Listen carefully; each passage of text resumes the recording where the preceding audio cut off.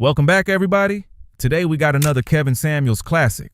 And trust me, this one goes left fast. What's going on, Erica? What you got for me? Hi, Kevin. Great show. Can you hear me? Yeah, I can. Kevin, I'm curious. In the Black community, there's a lot of obviously single mothers and single dads. Hmm. And I'm wondering, what is your take on childless women who were never married, never had a child, dating a man with a child and with like an ex-wife? Like, would you not advise for childless women to do that? Or just curious what your Well, thoughts I mean, sometimes reality has to kick in. The older you get, the older you get. How about this? The more you want, the broader you're going to have to cast the net. Um, you got to ask yourself a question. If let's say you want a high value man, and you're older woman, what's the likelihood of meeting a man who has not doesn't have a child by age 35? Not, yeah, I not mean, likely. so many women are coming after the Wall Street, the banker, the financier, the real estate guy. He may even have had a marriage. See, here's the thing: it is far easier for a woman to start a new family with a man who has a child outside the house than the opposite, because the woman tends to have the child and then a man marries her and he has to deal with another man's child in his house. So yeah, um, ideally you want to say no children, but then you have to also ask yourself some questions. What ages? That's the thing too. I know you're gonna be like, you need to hit the ground running. I'm trying. I'm 29. Mm-hmm. I'll be 30 in November. So I'm soaking in all this game and information, and like in the area that I'm in, there's a lot of men 35 up who that's like my date my like I guess my target age range, and Yep. most of them have children, and many of them lie about having children, and like they tell me like way later on so that they can kind of get me on a hook. But it's just, yeah, Well, it's frustrating. okay. So I'll just throw this out here in general. One, someone is going to have to be able to tell women when you're aiming too high. Um, Let me give you a case in point. Okay. Not you in particular, but I had a session earlier this week. How many men, as a percentage, earn six figures or more just in this country? Not a lot. What Not a lot. percentage? Well, just give me a percentage. I mean, maybe 20, not even 20%, maybe 10%. I have no clue, honestly. I don't think Uh, it's much. Okay, so Yeah. this is my first. Let me go ahead and get my little slap sound. This is my first little slap sound to women. You gotta know you're not hunters. See, that's what men know. If you're hunting deer or you're hunting bear, if you're fishing for trout versus this, you gotta know the availability out there. Yeah. 10% of men earn six figures or more. That's 9 out of 10 men are 100% out of that ballpark. If that is a must have, you're right there. And if you say you got to be over 6 feet, that's 10% too. I made a video talk about a 3% man. I'm a 3% man. Over 6 feet tall, over six figure earning. That's and if you really do the numbers, it comes out to roughly I don't want to lie, but it was less than I don't want to get a number. I don't because I don't want to be wrong. But it's not a lot. Yeah. So I give the example of this. Music did you ever play musical chairs as a girl? I sure have. All Yep. right. So I bet you had some of the coolest friends, Chrissy and Becky and Heather and Mia. You were all this fun girl. Yay, Girl Scout cookies and lemonade stands and all that jacks and jump rope and all that cool stuff you did together. Yep. But when musical chairs came on, you guys got competitive. because as the music started to play, it was all right. But when you got to those few chairs, did you ever notice how girls was pushing each other out the way and getting all right? What you need to understand is think of that in an adult standpoint. 20 women going after one man. Because the men who make the Henry numbers, they're in the top 5% to the top 1%. 20 women, and they're coming in competing. So the numbers are just not on a woman's side when she starts to make highly specialized things. And especially when you start factoring for age and everything else like that, um, you have to start accepting more as far as maybe children, maybe a former marriage, older, or there's the other way, which is more likely this way. Don't get mad at me, ladies, but I gotta say this. I don't know why so many of you want, feel, and believe as though you should have a high value man when you're just average. 4, 5, 6. I basically said this. If you're a 6, that means you can get a man who's in the top 40%. If you're an 8, you can get a man in the top 20%, a 9, a man in the top 10%, a dime, a man in the top 1%. But if the majority of women are 4, 5s, and 6s, that means they're going to get guys who are making what the average person makes. The average middle class person in this country makes $50,000. Adjust that for the Bay Area, you're talking around 100 some odd thousand. But that means you have to work. And see, that's the thing too. Like, Kevin, I don't want to like drain you, and I'm gonna actually set up a session with you. But I know you talk a lot about men having to pay. You definitely stress that in your message. Men need to step up. They have to pay the price to be the boss. What are your thoughts on men who are trying to seek out a woman who's younger than them, significantly younger, or maybe a couple of years younger, have a good career, have a previous marriage or previous relationships, but kind of expecting a woman to build, but in their former relationship never expected that other woman to build? Is it? I don't know. It's kind of interesting. So basically, he wants you to go 50-50, but previously he didn't.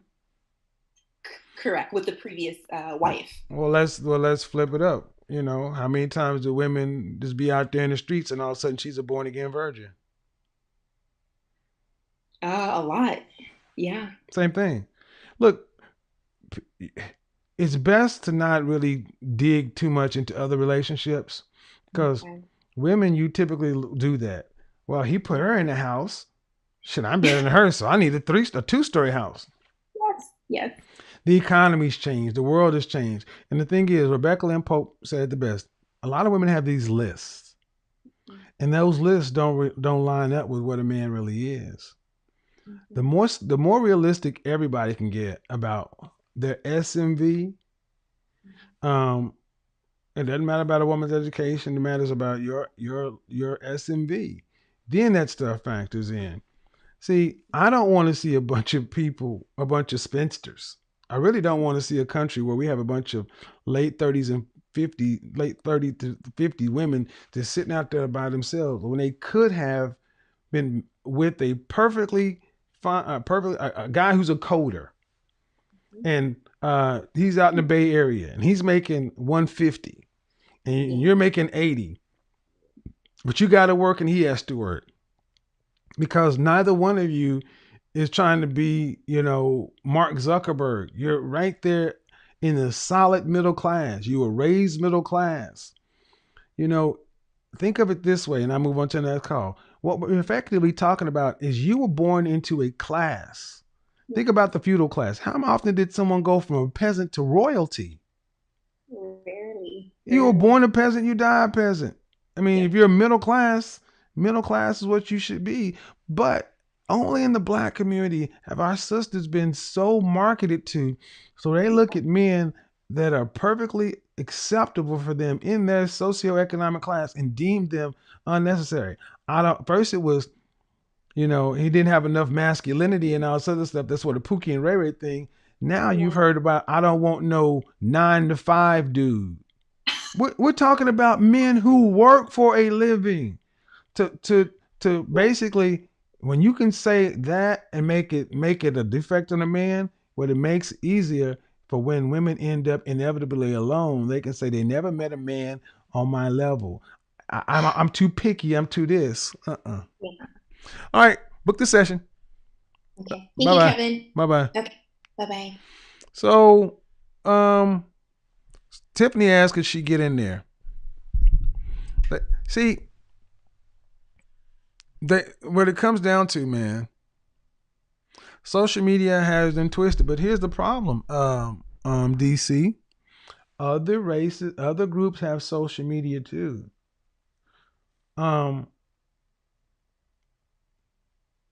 What really has twisted is 90s movies.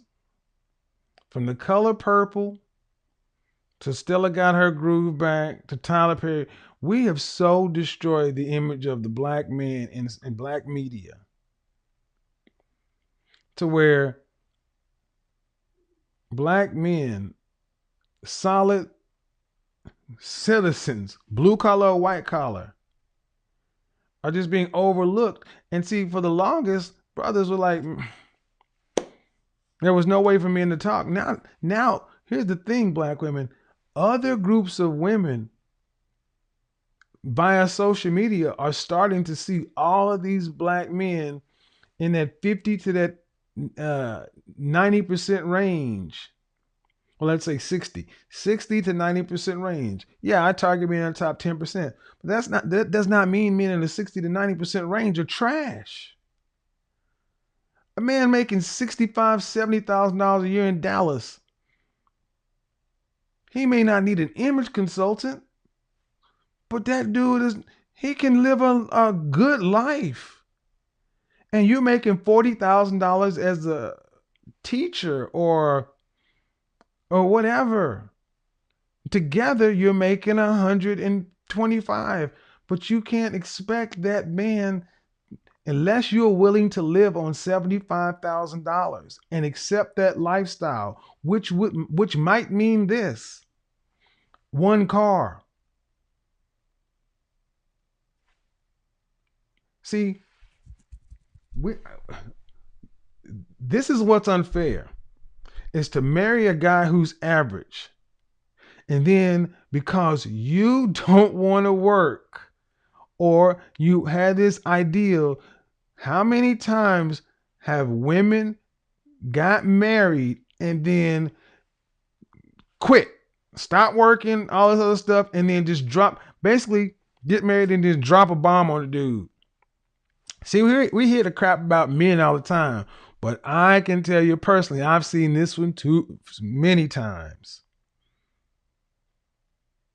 Girlfriend said so many things. Yeah, I'm feminine, this and that. Then got into marriage. The next thing you know, they fired me at my job.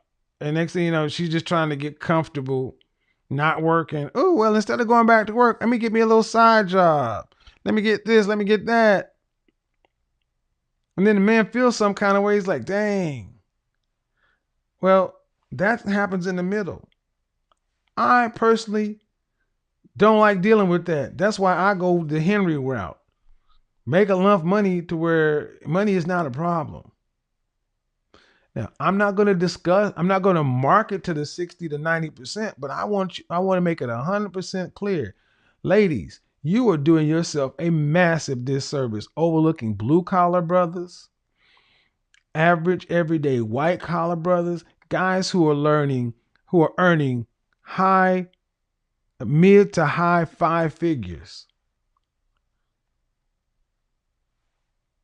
Mid to high 5 figures. Guys who are making $85,000 a year in Houston.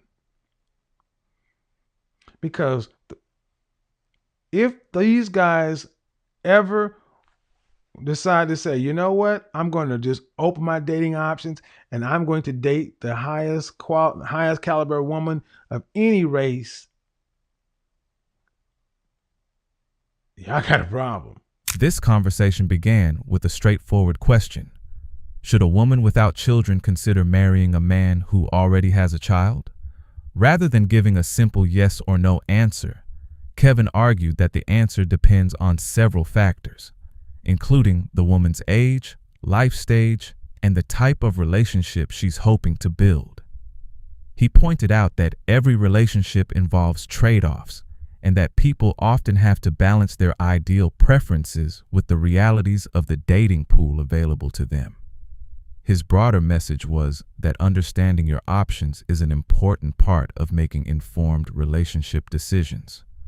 Kevin also discussed the responsibilities that come with parenting, noting that when someone has a child from a previous relationship, that child remains an important part of their life. He suggested that anyone considering such a relationship should think carefully about what that commitment would realistically involve. Another major point was expectations. Kevin argued that many people focus almost exclusively on a very small group of highly sought-after partners while overlooking other compatible individuals. He encouraged the caller to understand the full range of available options rather than limiting herself to one specific outcome. Throughout the discussion, Kevin emphasized that successful dating often requires both standards and flexibility. Having preferences is natural, but he suggested that people should also evaluate whether those preferences align with the realities of the dating market they are participating in. The biggest takeaway from this conversation is that relationship decisions are rarely one size fits all. Knowing your priorities, understanding your options, and being honest about what you're willing to accept can help people make better long-term choices. What do you think? Would you consider dating someone with children if they were otherwise a great match? Or is that a deal breaker for you?